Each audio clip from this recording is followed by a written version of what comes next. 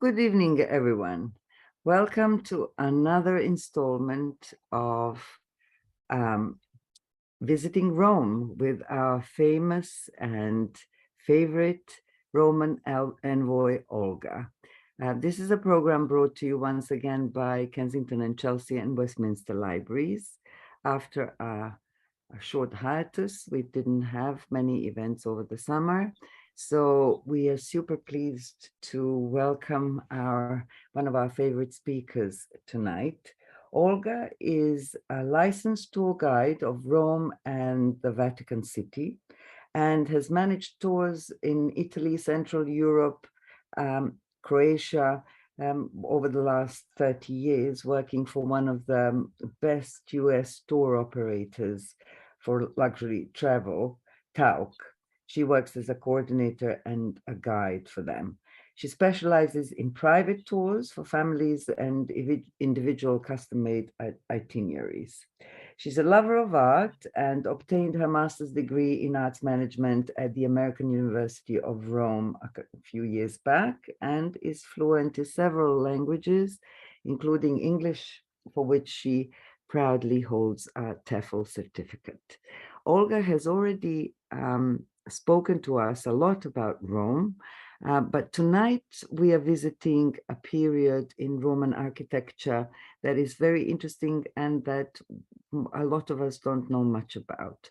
So it's with great pleasure to welcome back to our program, Olga Chuchkovic. Hello, Olga.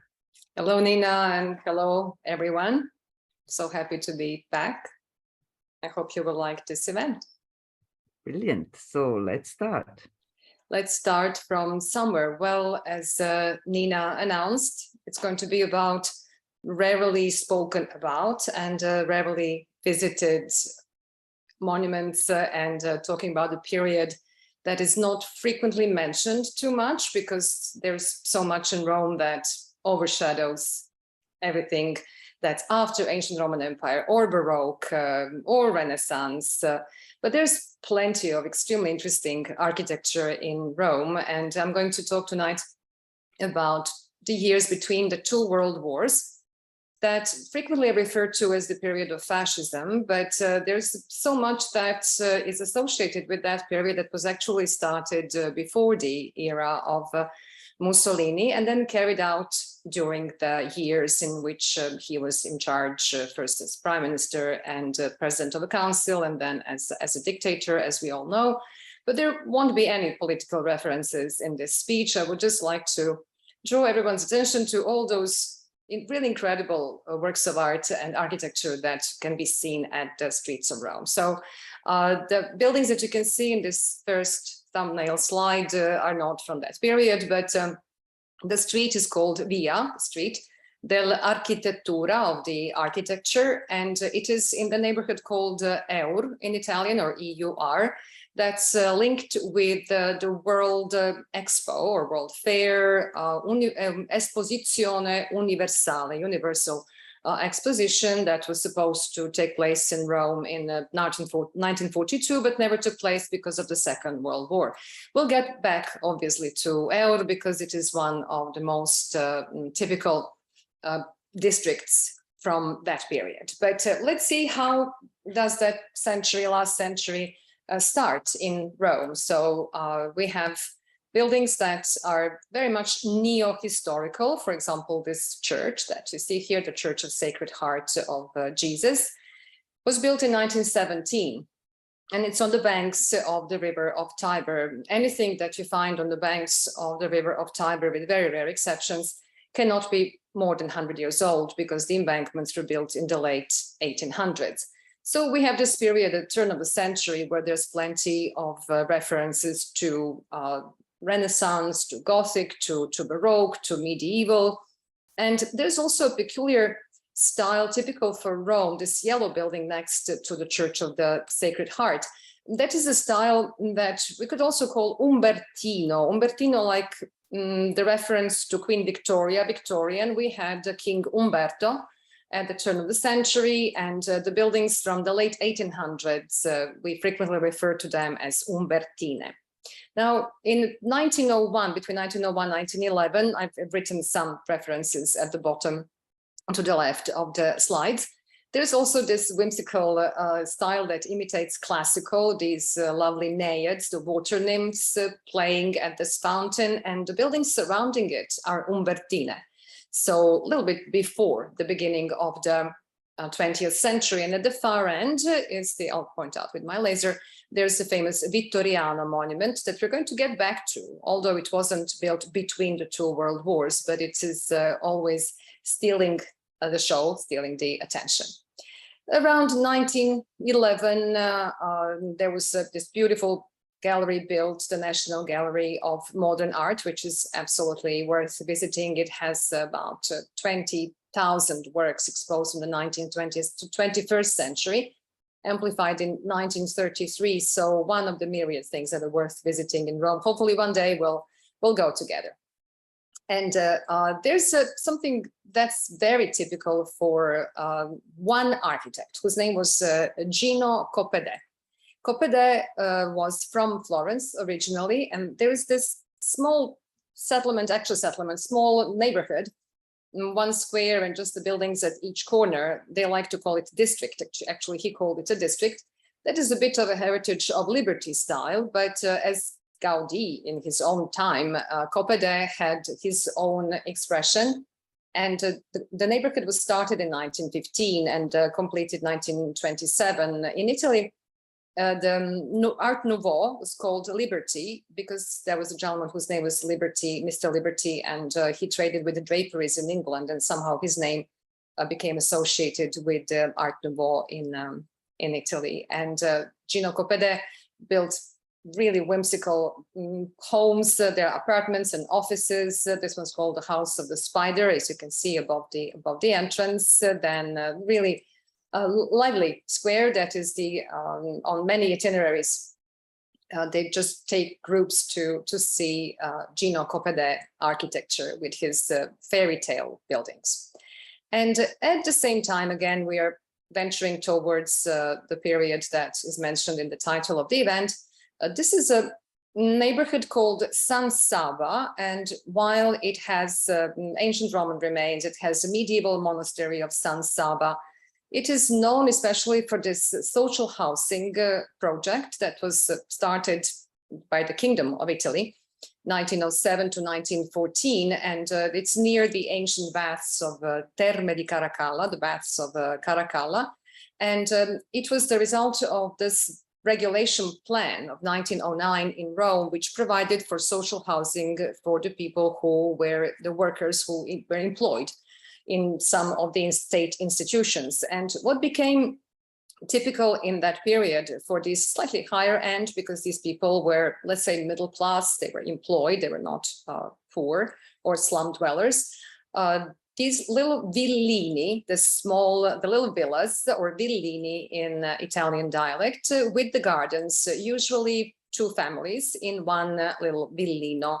And that was the plan that was carried out in residential blocks all the way until the Second World War, and even later, the social housing, even with big residential condo buildings, apartment buildings of many 6, 7 floors, they would still try to have gardens around when they followed these ideas, basically of the British garden city.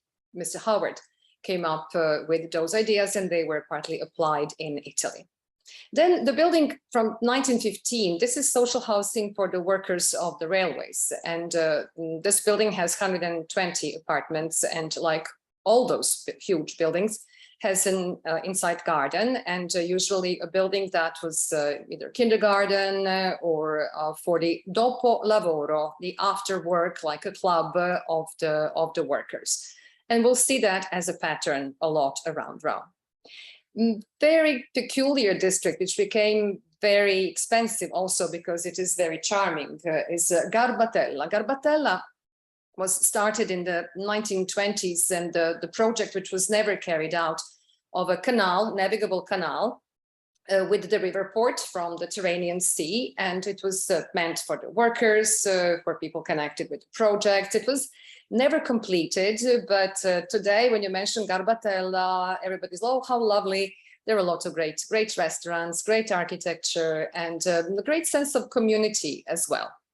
A lot of the families that were kicked out literally from their apartments by the regime, because the fascist regime in the 1920s and 30s knocked down a lot of old neighborhoods in the center of Rome, and those people remained without homes.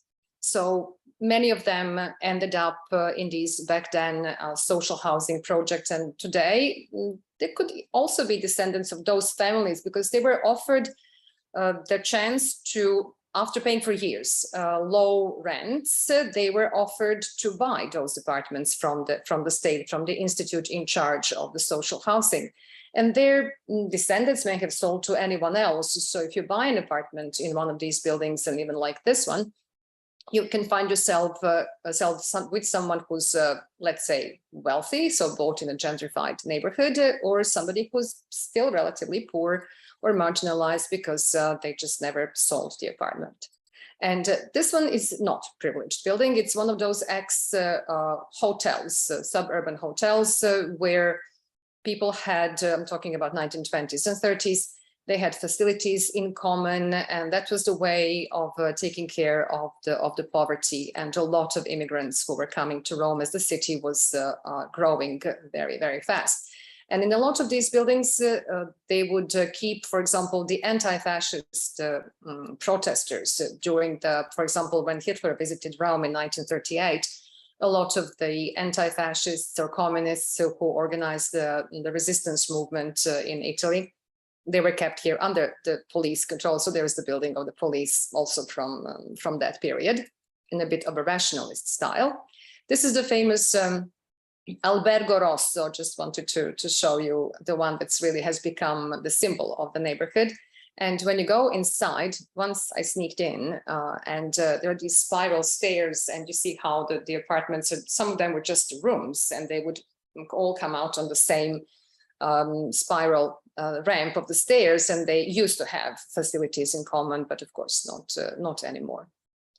And in that period, now we're talking about 1920s, 1930s, a lot of those little villini, remember the little villas, they show up on the streets of Rome in all the neighborhoods, and many of them carry that inscription with Roman numerals. So we see that it's AD, the year of God, Anno Domini, and then MCM and so on, so 1931. But then here to the right, there's something peculiar, unique. It's 9 of what? EF stands for Era Fascista, fascist era, because Mussolini marched on Rome with his supporters, the squads, the fascist militias in 1922.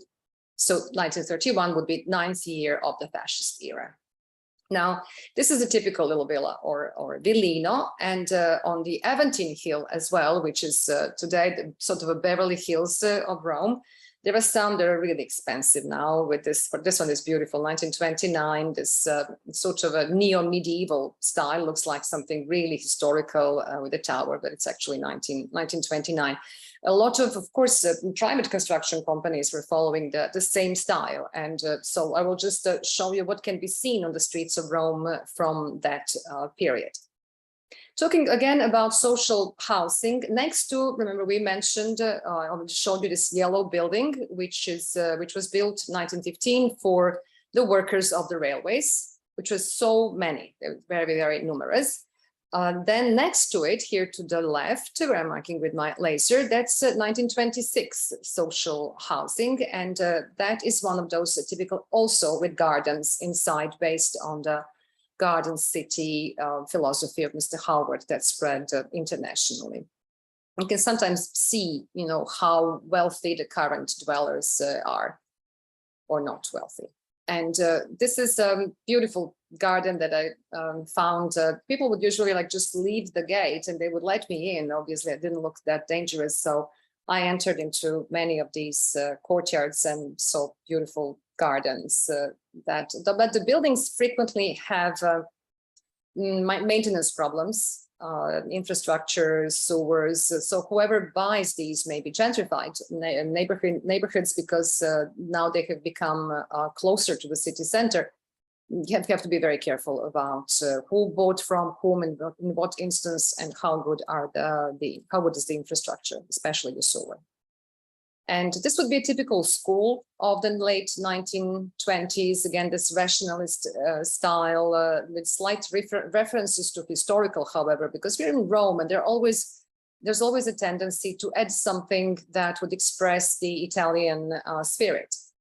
And at the beginning of his rule, Mussolini, so in the 1920s, did not really make too many references to classical. That comes later, after his infamous conquest of Ethiopia by 1935. But he was more concerned about agricultural reforms, social reforms, agriculture, and rationalism was the style that was spread actually all over Europe. There's also across the ocean. And he was really adamant on building these post offices, railway stations. This is a post office in Rome, and this is another one which is particularly fascinating in Piazza Bologna. That's 1935 with this oval, concave and convex shape. And this is a building that made part of the sports complex that we will talk about.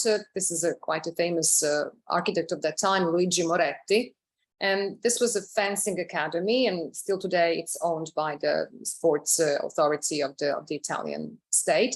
With this typical example also of a mosaic that recalls always ancient Roman, stresses the importance of sports for the development of this new man who is like heroic and very virile, very masculine. So all over you can see similar expressions of physical strength and importance of sports, but we don't have much time to talk about art as well. So we'll continue with the architecture. This is a typical rationalist building. It's also Luigi Moretti, and it is the house of Balilla, which was the paramilitary for young men, 18 to 14 years old. It was the youth section of the fascist party. And inside, this is the exhibition hall today.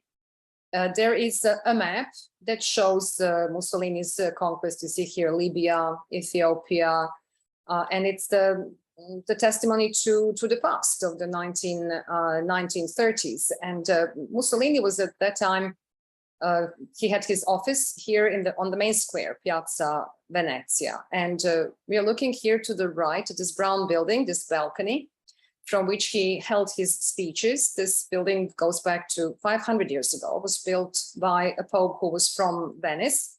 That's why it's called Palazzo Venezia. And he was the president of the council and called himself also the founder of the empire, because he wanted to continue on this call to order that was so eminent in the years after the First World War, and tell Italians through architecture, actually, that they are descendants of those great conquerors that were the ancient Romans. And the building, the famous building to the left, the Victor Emmanuel is here on the horse in the middle of the monument, which was inaugurated in 1905. It celebrates the royal family's Savoy. And also there are the two four-horsed carriages, the symbol, ancient Roman symbol of the triumph, with Nike, the goddess of victory, with her wings that inspired the swoosh on Nike tennis shoes, just in case, as a little for your information. And to sort of rebrand the monument, which was not liked by the locals, the Savoy buried an unknown soldier here in this monument. So this is the altar of the homeland. And it was a great backdrop for Mussolini's speeches from his balcony.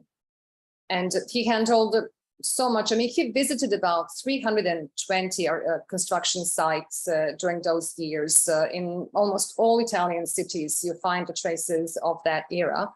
And I'm only showing you Naples. It would just be endless to show you other cities, and it would require a lifetime research. He believed himself he was a great architect. He actually did study quite a lot of architecture, but he was mingling into his architect's decisions.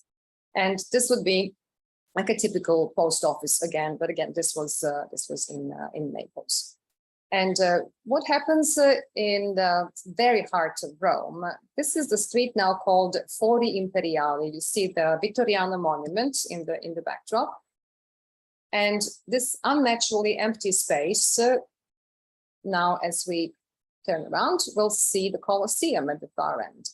So imagine that unnaturally empty space tells always some kind of a intense story. So I found this photo which shows this neighborhood before the destruction. You see all these houses that I'm showing now with my laser practically diagonally from the top corner on the left to the bottom corner to the right. All of this had to go to liberate, as Mussolini called it, this area from the incrustations, medieval, Renaissance, Baroque, whatever they were, but mainly the apartments of the people who were kicked out and then assigned those social housing homes. And as you walk through in some of the corners, you can see, well, people's kitchens, people's tiles, you know, they live there. And there are several places where you can see that. In the backdrop, there's the Trajan's Market from the 2nd century, and this was somebody's kitchen before the destruction. And another big destruction went on for the Via della Conciliazione, which was the Borgo, La Spina del Borgo, medieval settlement that stretched between St. Peter's Basilica and then along this street that I'm showing with my laser now, all the way to the river of Tiber, called Via della Conciliazione, of the reconciliation between the Pope and the King.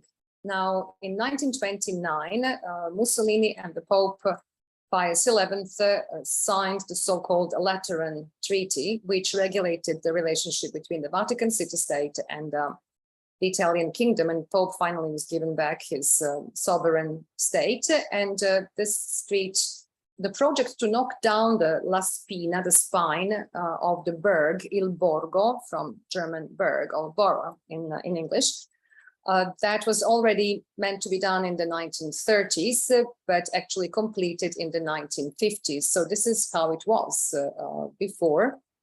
And this is today La Via della Conciliazione. Again, numerous families were given social housing after that.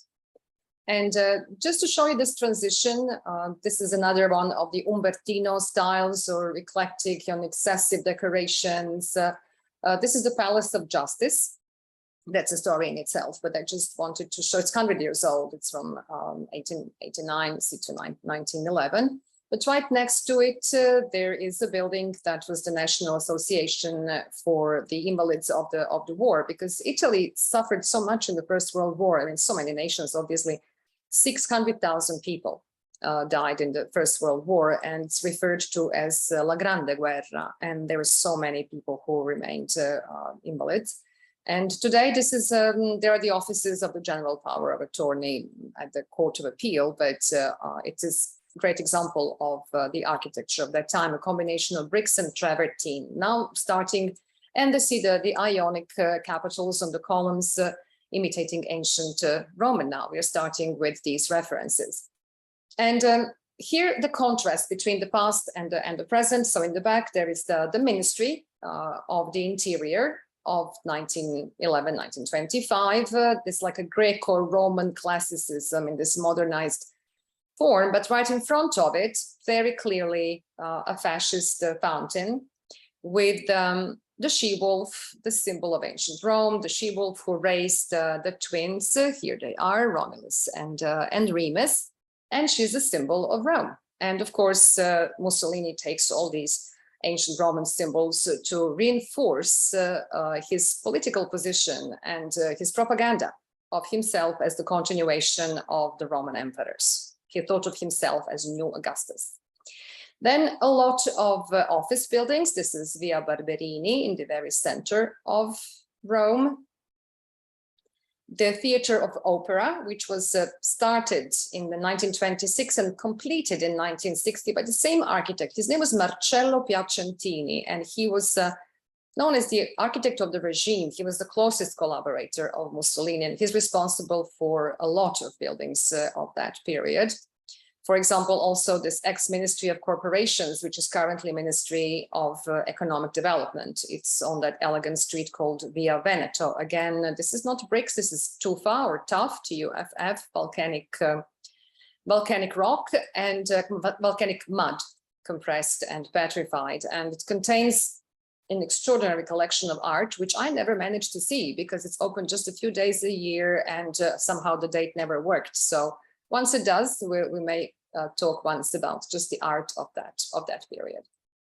And then this is the Museum of the Carabinieri. People frequently ask what is the difference between Carabinieri and the police. Carabinieri are military and they're armed forces, but in peace, they are in charge of the public order and security. So for us who live in Italy, if something happens, you just go to Carabinieri and you don't really think about it. Are they police? Are they? Yes, they are.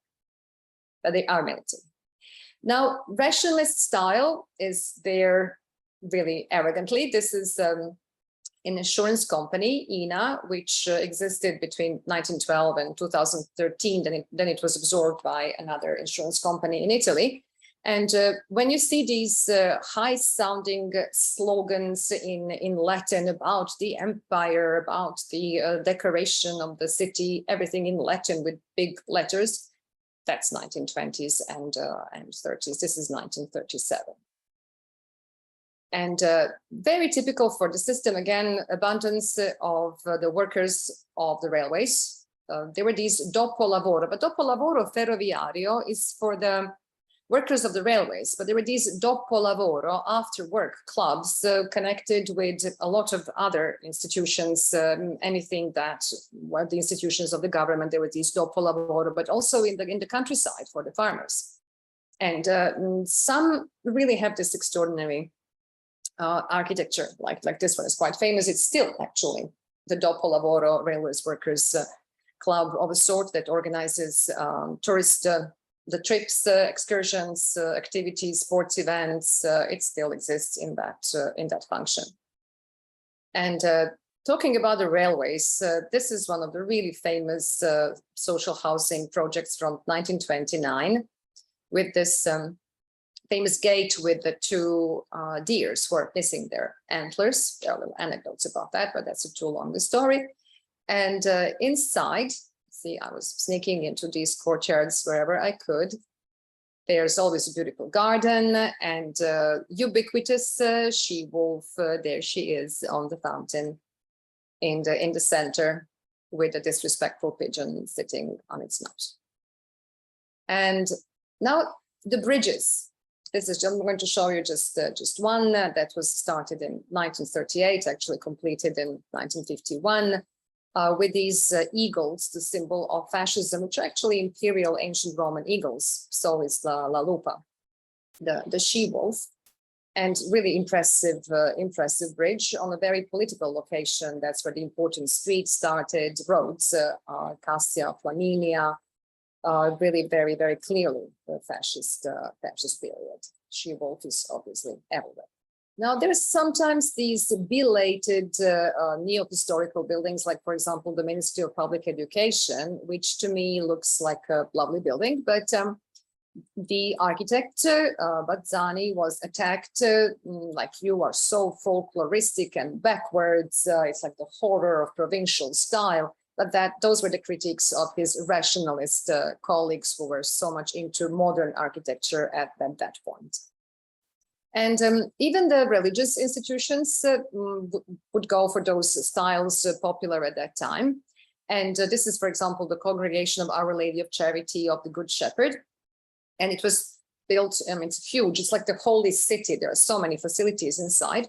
But this is already not just so eclectic, it's a bit of a so-called barocchetto romano. Barocchetto would be like late Baroque in the, let's say, early 1700s or late 1700s, when tired Baroque or Rococo, but barocchetto is kind of whimsical and fun. But in the 1920s and 30s, there was a barocchetto, to distinguish it from earlier historical barocchetto, it's called Romano. And for example, here is the coat of arms of the Pope, who has nothing to do with this period, but there it is as a decoration. Now, again, another Vatican building. It's the extraterritorial office building in the neighborhood Trastevere, which some of you may be familiar with. It's sort of a Greenwich Village, Bohemian district, which is now the most expensive, actually. Neighborhood, you know, shabbier. It looks more expensive. It is. It's very deceitful. Shabby is chic. Chic is expensive. But this is an exception, obviously. This is not shabby at all. This is the new wing of the extraterritorial office building of the Vatican, added in 1936 by Giuseppe Momo, who designed this famous double helix ramp at the Vatican museums in 1932.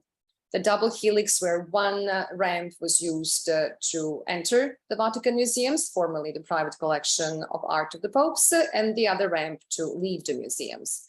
And it was also famously the inspiration to Frank Lloyd Wright for Guggenheim Museum in New York. If you compare them, you will see that the Art Deco lighthouse up there, the lantern, is actually the same practically. And then the circle. Now, another example of this public building, public constructions, or not social housing, because of this yellow building to the left with the bell tower, those are the offices of the local town hall municipality. So this is 1925. This is the new neighborhood called Città Giardino, or Garden City, Aniene, where there were a lot of those little villas. I showed you one of them was from this neighborhood, but also the church was built, the public building, the church on the main square, and it's 1920, 1925. And on the church, which was consecrated by the Pope Pius XI, there he is, Pius XI. Here it says on the wall, PM stands for Pontifex Maximus, the supreme priest. He contributed with 1 million lira back then to the building of the church, which was actually built within the plan of the so-called ICP, which was Istituto Case Popolari, or the Fascist Institution for Social Housing. ICP.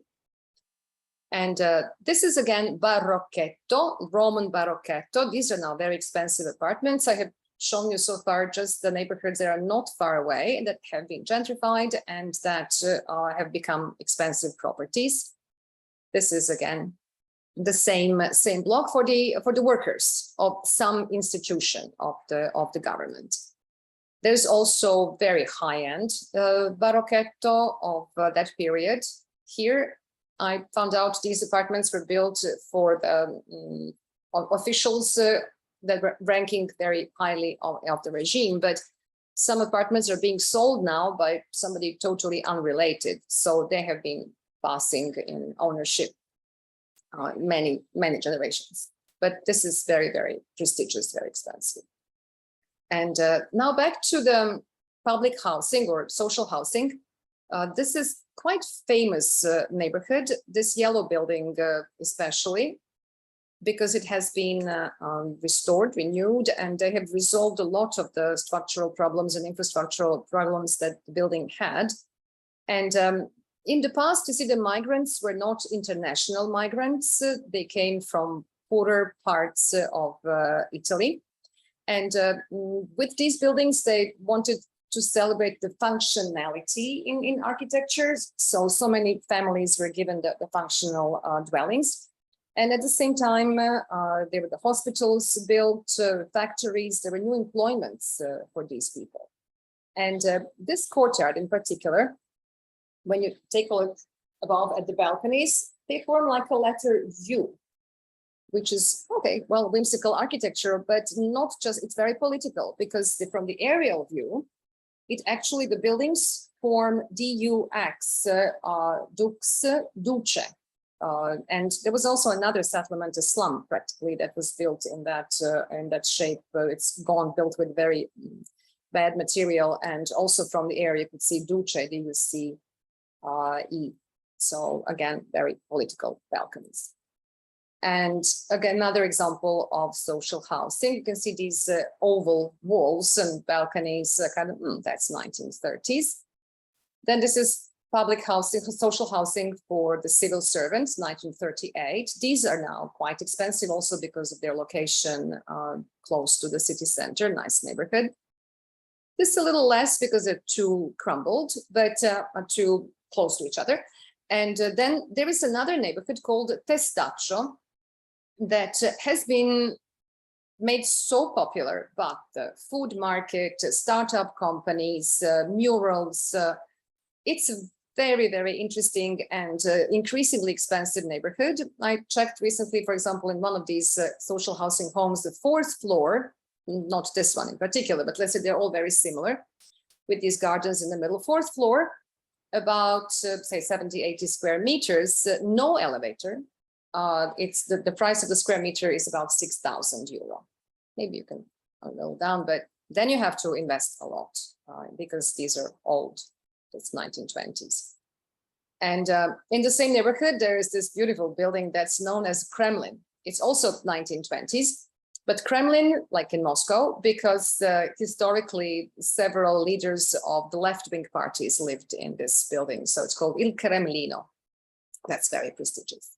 But same Testaccio neighborhood that also has a lovely central square with the fountains, because that was historically the imperial port. So these neighborhoods gravitate towards the central square. And this is now another one of those social housing projects, but this is a still marginalized one. This one's being worked on a lot. La Borgata. When you say Borgata, it's not like Borgo. Borgata has slightly bad connotations, usually used for the buildings that like suburban, meant to be temporary with infrastructure problems. And this is Trullo, which now has really amazing murals. And a lot of people now are considering Trullo more attractive than they used to. And there's a lovely community there. I went to do all these photos and videos and all that, and I took a cappuccino in a local cafe and little cakes, and like 3 little ladies asked me, "Aren't you cold? Are you good? Do you like these cakes?" They don't even know me.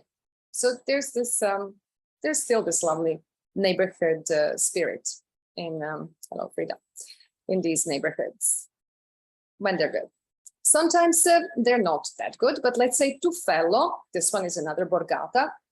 Many of these were meant, like Tuffello in particular, were meant for the repatriation when the Second World War started. And Mussolini, as we know, on the wrong side, but a lot of Italian migrants were forced to return. And he basically created his own nemesis here in these neighborhoods because these people were so anti-fascist. And there are the graffiti where it says openly, like, huge letters, Tuffello antifascista, because these people hated the fact that they had to return to a system which they did not like. But back to the buildings themselves, some of these that are in these big gardens are now being, again, gentrified, and the prices are rising because it's really quiet. Not all are like that. The one that's still in a not very good shape is the San Basilio. And that's the one where from the air, once upon a time, you could see Duce, the CE, and about 350 little homes, like shacks practically, that were built. And now they were replaced by these apartment buildings in the 1950s, and there are still social housing, and they're quite marginalized still. About 4,000 out of 77 homes for social housing are in this neighborhood, far away. Very far away from the center, because Mussolini didn't want to look at the poverty. And so he just gave them these temporary shacks. But this is another borgata, Quarticciolo, that some of this architecture may seem like interesting. Oh, lovely arches, but it's not easy to live there. And a lot of people who lived in the aqueducts, honestly, I mean, you see, look at the remains on the walls of the plaster. These were people's homes until 1970s, 1980s. And they were assigned homes in these social housing projects, continuing the same politics. And the inhabitants of Quarticciolo, we are still in Quarticciolo, the aqueduct was outside. But this is Quarticciolo still. Now they need solutions. You know, it's not easy to find them. But now on a more brighter architecturally side of things, there is the famous Foro Italico, which is a sports complex inaugurated in 1932 with the name Foro Mussolini. And there's still the obelisk that has the name Mussolini carved on it and the dukes at the bottom. And this is a football stadium, which was started 1927 and completed in 53. Don't forget there were the Olympics in Rome in 1960. So a lot of these structures were also completed in the 50s. And there are some beautiful facilities, like the swimming pool is extraordinary. Enrico del Debbio was the architect. And this architecture was very clearly inspired by classical Greco-Roman, because now we have to reinforce this thing about Rome as empire. So our architecture has to leave us like in awe, which is not well expressed by rationalism. It's too modern. We need to go back to ancient Roman and Greek. And I was really lucky a few years ago. I had no idea I would ever do any presentation on this, but The Guardian let me and my friend in, and we saw the Mussolini's private gym. This little curved staircase led to his private little apartment where he wrote. Well, I'm not going to go into private life. That's not the subject of this presentation, but it was really interesting to see these facilities. We really saw a lot that's not normally open to public. These are still facilities that are used, the swimming pool. There's a lot of references in art to the ancient Greek and Roman. For example, here is a handsome young athlete that resembles these ancient Greek Roman statues of athletes, heroes, divinities. So this beautiful statue is in the Palazzo Massimo, which is one of the 4 archaeological museums focused on archaeology in Rome. But what was the most important reference was this sports spirit, the physical strength, the virility, especially looking at Hercules, like everybody wanted to look like Hercules. Even Mussolini, near this sports center, his intention was to build a huge statue of himself, like Hercules, but with the big chin. So that was a very clear referral to himself, but that statue was never completed. There were some pieces, I believe, I don't remember very well, but maybe just the part of the head and the foot or something, but they disappeared. But it was supposed to be huge, obviously. And talking about these very muscular bodies, there is this fascinating little stadium called Stadio dei Marmi, of the marbles, and it makes reference to these statues of the athletes. And this was built between 28 and 22 with a very clear political message, again, the importance of sports as part of education. And each one of the Italian provinces at the time contributed with a statue of an athlete, or maybe just looking like Hercules. And in the backdrop, you can see, now I'm pointing with the laser, you can see a very rationalist building. That's the Ministry of Exterior. That's also in that neighborhood. That's northwest of the center of Rome.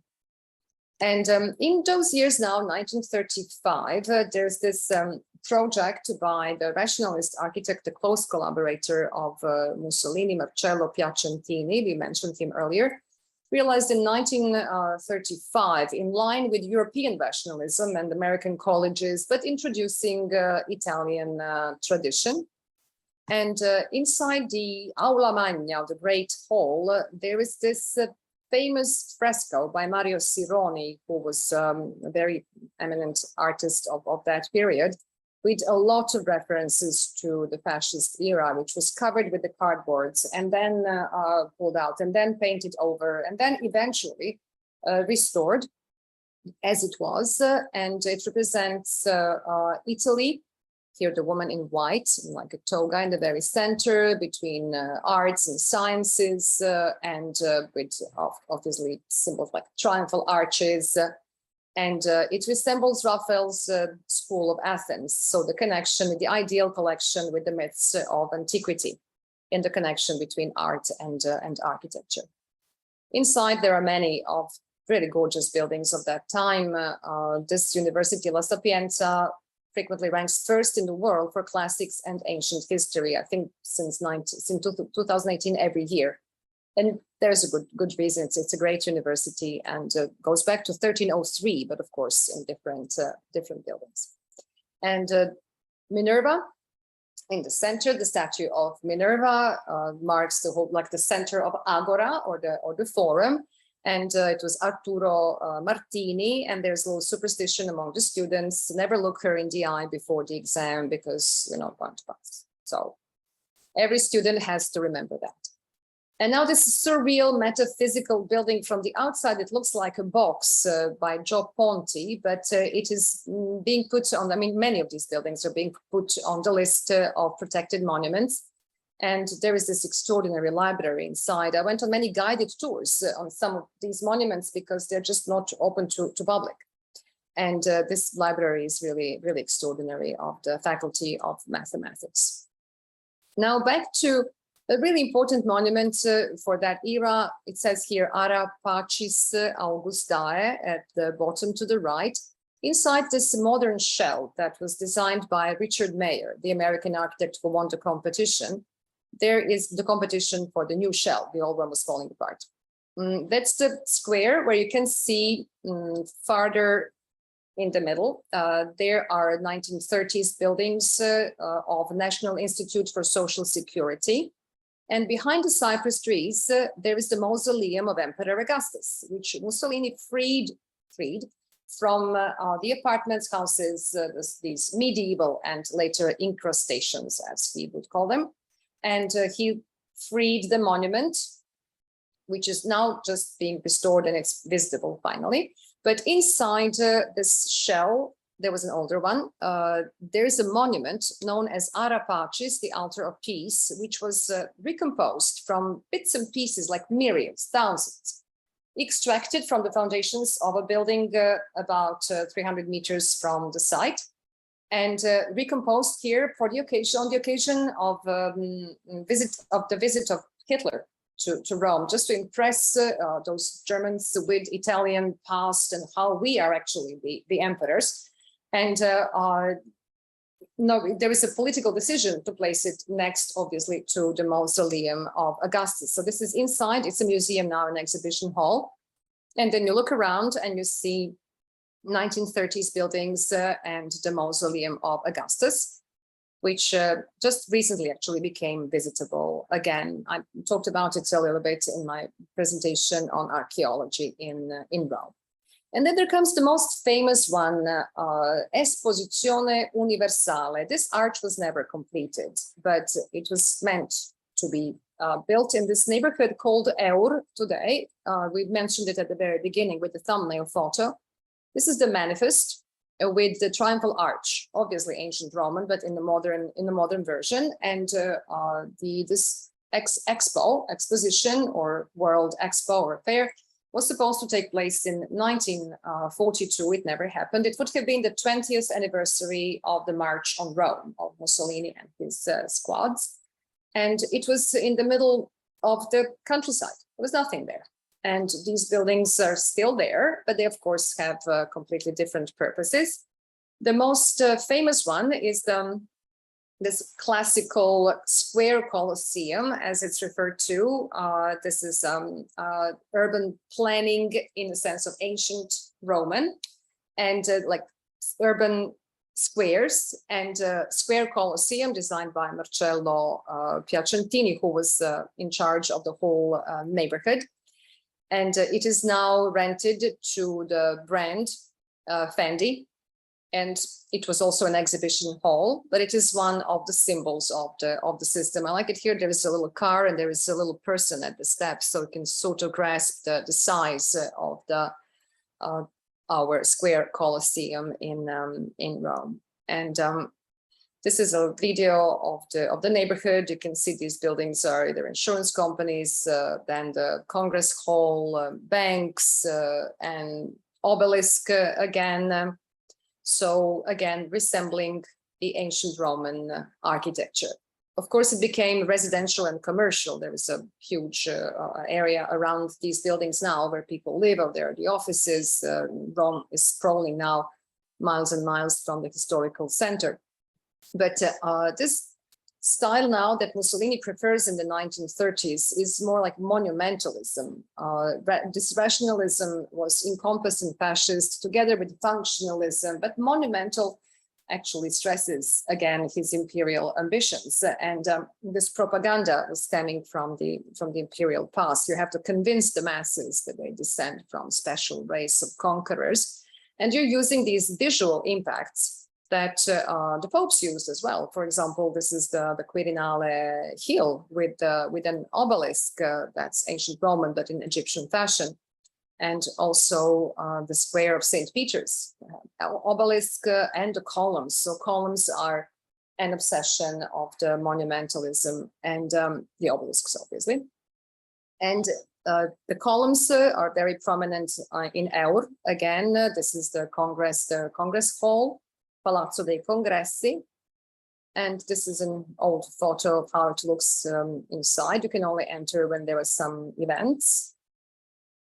And what's really fascinating is the Museum of Roman Civilization. So it was meant for the exhibitions of the World Fair, World Expo, but this became the Museum of Roman Civilization, designed by three architects of that period, and it houses the most famous scale model of ancient Rome in the 4th century, which is the most important reference for anyone who studies the architecture of ancient Rome. But it's been closed for restorations for years. We're eagerly awaiting the opening of the museum.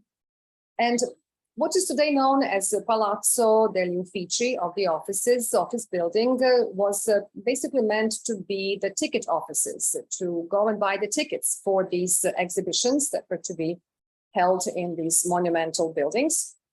Inside, again, it's closed for public. There was a guided visit as a part of a special event. I waited for 10 minutes to not have anyone in the photo. And so this is where they would have had the ticket offices. Inside, the architecture is extraordinary, more rationalist than this, but with this monumental touch. And the mosaics, of course, like ancient Roman. Here it may seem, oh, lovely ladies throwing flowers, but it's all very political.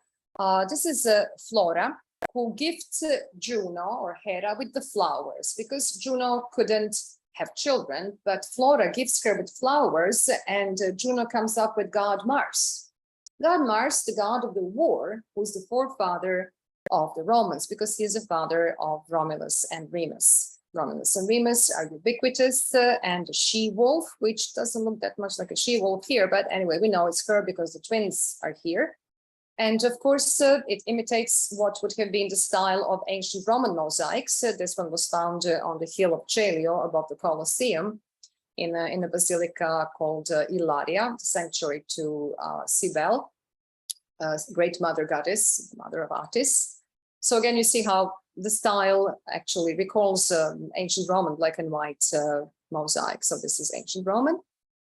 And the reliefs. The bas reliefs. This is a history of Rome at the main entrance of the palace, which is now still, there are the offices.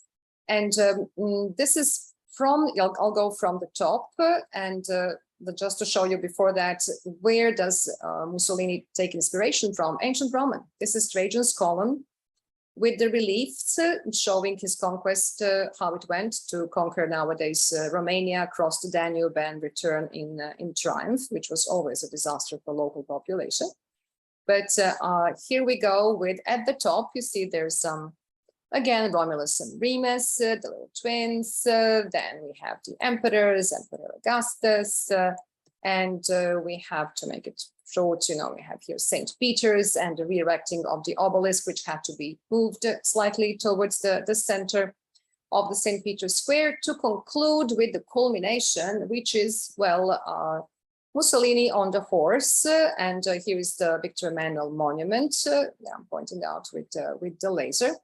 And his face was damaged in 1943 as a damnatio memoriae after he was imprisoned, then taken to Abruzzo, and the whole story comes very, very soon. It will come to an end, but the monuments are still there. And a lot of these monuments were completed in the 1950s and 60s, but this is now the Central Archives of the State. But this building was supposed to be one of the exhibition halls during the World Expo. And in the same neighborhood, there's this huge building that you see from far away, you can't miss it. And it was supposed to be the mausoleum of Mussolini. It started in 1939, never became anything like that, but became the Basilica of St. Peter and St. Paul, the patron saints of Rome. And all around the city, you can see little interventions from that period, which may not be obvious right away. For example, this is the ancient theater called Teatro Marcello. And it was repaired, you see here to the left, this buttress wall, this triangular brick wall, supports this structure the way that Colosseum was supported by the popes a couple of 100 years ago. But it has something on the structure that tells us this is fascist. These fasci. Now, what are fasci? This is an abandoned water tower from the year, anno, annual, just think of annually, 6 of the fascist era, so it would be 1928. This was done in the name of the Senate and people of Rome. So SPQR, ancient Roman insignia, but in the middle is the bundle of wooden rods and an axe bound by leather thongs. That's called il fascio.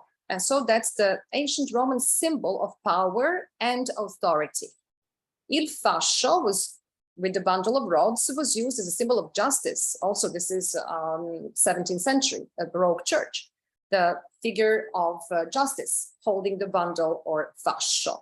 So that's the Mussolini's idea to call his party fascist, so the just one, because he takes the symbol of justice from ancient Rome.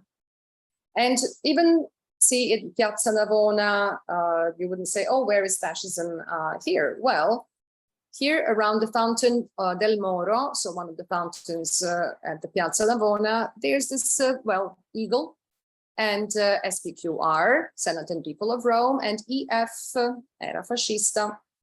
You don't have to go far away to see the pillar that was found. That's one of the buildings that surround the Piazza Navona, Navona Square. And here it says, pillar of the Stadium of Domitian. So the whole square has a shape of ancient Roman stadium built by Emperor Domitian in the 1st century. Scoperto, so discovered in April 1933. And below it says the year, anno 11 of EF. That's somebody eagerly scraped away, because that's not a very comfortable past in many of its aspects. Now, the rationalism continues in waves, the 50s and 60s, and one of the best rationalist architects, Luigi Moretti, the one, remember, we mentioned him a couple of times earlier with rationalism. He built this beautiful building, at least I like it, in the very fancy neighborhood called Parioli in Rome, and it's called the House of the Sunflower because it has so many architectural inventions to make the sun arrive always at any time of the day, because during the day. So there's rationalism. There's also monumentalism in the same neighborhood, this Basilica of the Immaculate Heart of Mary. But eventually this monumentalism became kind of tired and too ostentatious. And while the dome was planned to be built, so it would be almost like the Pantheon, it wasn't completed. Instead, they built a drum. So monumentalism kind of faded away. But as you walk through Rome, you will always find referrals to that period. This building is Istituto Case Popolari, the Institute for Public Housing, for Social Housing, or eagles and she-wolves. They are all over. And now that I mentioned for umpteenth time, the she-wolf, here's my she-wolf as well, with the cute little Romulus and Remus, nothing to do with the architecture between the 2 world wars, but a lovely symbol of Rome, which I hope you like.